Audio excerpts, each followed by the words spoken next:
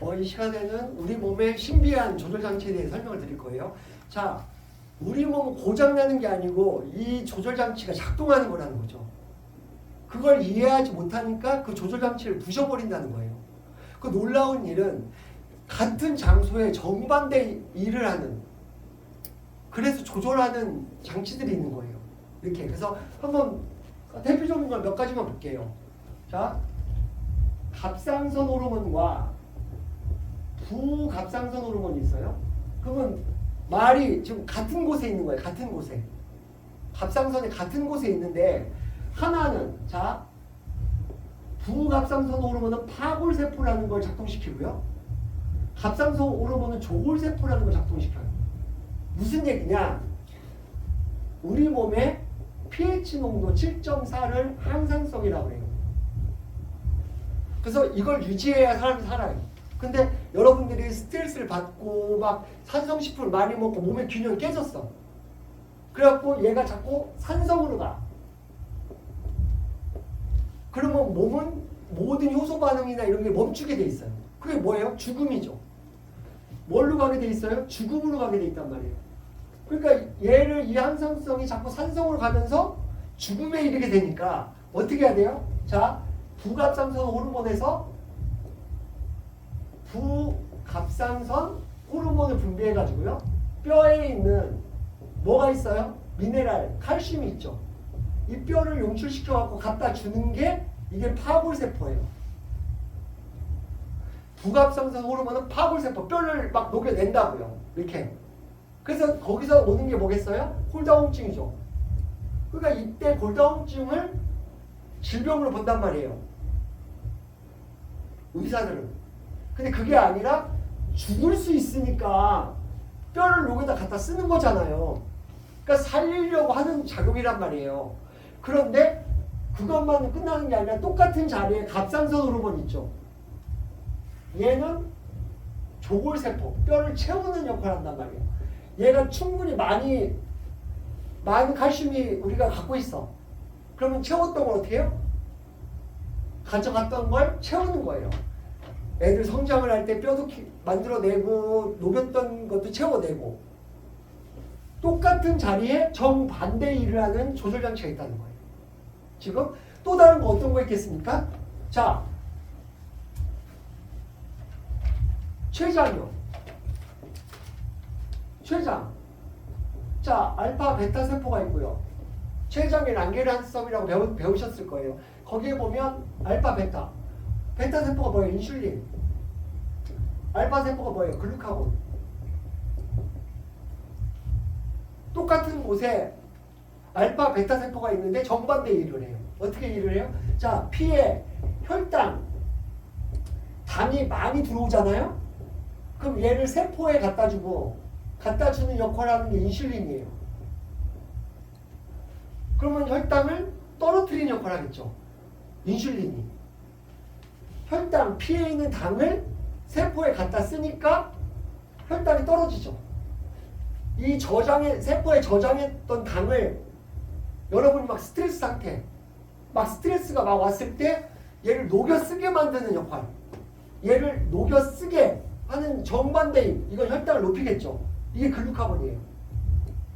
그러니까 얘는 혈당을 상승시키고 얘는 혈당을 낮추는 역할을 해요. 똑같은 곳에 있는데. 그럼 그 두 개가 원활하게 작동을 하기 시작하면 정상이 되겠죠. 그러니까 혈당이 너무 올라가면 스트레스에 의해서 부신에서 글루카곤을 작동시켜가지고 혈당을 높이니까 인슐린을 충분히 작동시키게 하면 될 거 아니냐는 거죠. 이 두 개의 조절하기 시작하면 이 자동 조절이 된단 말이에요. 근데 왜 자동 조절이 안 되냐는 거예요. 이게 안 되는, 고장나서 안 되는 게 아니고 그 상황인 거예요. 무슨 얘기냐? 혈당을 계속 높여야 될 상황. 그게 뭐예요? 자, 부신이라는 스트레스 호르몬 조절하는 신장의 50원짜리 동전만 한 부신에서는요. 자, 수질과 피질 호르몬이 있어요. 부신, 피질 호르몬. 부신, 수질 호르몬. 그래서 얘 같은 경우는 혈압을 조절하고요. 얘는 혈당을 조절해.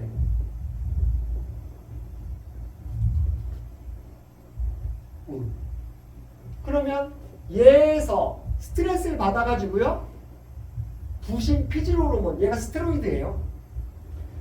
작동을 해서 혈당을 높이게 되면 이 글루카곤을 작동시켜갖고 간에서 혈당을 만들게 한단 말이에요.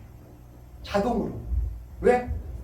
스트레스를 받아서 스트레스가 뭐라고 했어요? 싸움이나 도망이라고요. 싸울 거냐 도망갈 거냐 둘 다 에너지가 필요하잖아요. 그런 상태가 되면 자연스럽게 혈당을 상승시킨단 말이에요. 여기서. 그러면 얘가 왜 계속 작동하느냐? 얘는 멈추고 얘가 왜 계속 작동하느냐? 지속적인 스트레스 상태인 거예요. 누가 날 고문하고 이런 게 아니라 내가 정신적으로 스트레스 받자. 뇌에서 스트레스를 인지하면 얘가 부신 자극 호르몬을 자극해서 부신해서 얘를 분비시키게 돼 있다는 거예요. 자동으로. 지속적인 스트레스 상태에 의해서 자동으로 일어나고 있는 거지 얘가 고장나가지고 높이고 있는 게 아니라는 거예요. 지금. 그러면 이 수질과 피질, 갑상선 호르몬과 부갑상선 호르몬, 알파세포와 베타세포, 글루카곤과 인슐린 이것들을 효과적으로 조절해 나간다고 하면 건강한 상태 유지가 되죠. 근데 얘가 고장나서 하나가 계속 항진되는 게 아니라 뇌에 의해서 스트레스에 의해서 자율신경계에 의해서 자동 조절되고 있다는 거예요. 그래서 제가 다시 한번 말씀드릴게요. 혈압이 자꾸 상승하거나 혈당이 자꾸 올라간다. 큰 숨을 내쉬고요. 생각을 바꾸고요. 릴렉스 시키세요. 그래서 하나님이 여러분들에게 준 조절장치를 작동시키세요. 지금 방법은 뭐냐? 부셔버리는 거예요. 얘를 부셔버리는 거예요. 약으로. 얘를 스테로이드 부셔버리는 거예요. 부셔버리니까 조절도 안 되잖아요.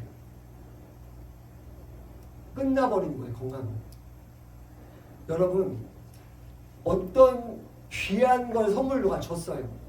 어떤 막 효과적인 기계를 하나 줬어요. 뭐부터 봐야 되는 거예요? 설명서부터 봐야 되잖아요. 모르겠으면 그걸 잘 아는 사람한테 들어야 될 거 아니에요. 그 핸드폰 하나를 받아도요. 새로운 신상폰 핸드폰 하나 받았어요. 그래도 쓰는 방법을 물어봐야 될 거 아니에요. 자동차 그거 자기 차 몇 년 타고 팔 때까지도요. 자기 자동차 기능을 모르는 사람들이 새거 셌어요. 아니 이거 브레이크를 한번 밟았다 놓으면 되는 걸 계속 밟고 있었어요. 5년 동안. 이거 가르쳐줘야 알죠. 여러분 그까지 1억도 안 되는 차 그것도 안전장치 센서가 그렇게 많은데 하물며 여러분 뭡니까? 여러분 몸의 센서 조절장치를 이해하는 시간을 가지세요. 예, 마치겠습니다.